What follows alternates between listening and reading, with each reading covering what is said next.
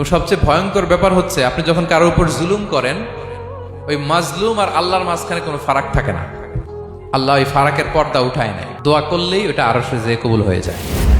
খবরদার, মজলুমের কান্না কখনো বৃথা যায় না। জীবনের কোনো না কোনো সময়ে এর প্রায়শ্চিত্ত আপনাকে করতে হবে। জীবনের কোনো না কোনো সময়ে এর প্রায়শ্চিত্ত করে আপনাকে মরতে হবে। বদদোয়া করছে, ডাইরেক্ট কবুল। খবরদার আমার পেনাঙ্গের ভাইয়েরা, আমরা যেন জালিম না হই। In it's any form, operation in it's any form, যেই কোনো ভাবে, যেই কোনো ক্ষেত্রে, যেই কোনো ধরনের হইতে পারে জুলুম। কাউকে আপনি ছোট্ট কোনো কাজে ঠকালেন, বন্টন নীতিতে ঠকালেন, হ্যাঁ, জমি মেরে দিয়ে ঠকালেন, আমানত মেরে দিয়ে ঠকালেন, ইন ইটস এনি ফর্ম যদি জুলুম করে থাকেন, খবরদার, মজলুমের কান্না কখনো বৃথা যায় না।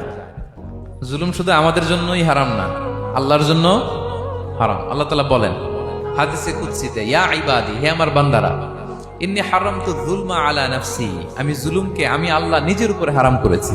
ওয়া জাআলতুহু বাইনাকুম মুহাররামা, এবং এই জুলুমকে তোমাদের উপর হারাম করেছি। ফালা তাযালামু, তোমরা একে অপরের উপর জুলুম করো না।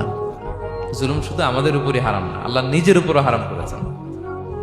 তাহলে জুলুমের সাথে কি মুমিনের কোনো সম্পর্ক থাকতে পারে? পারে না।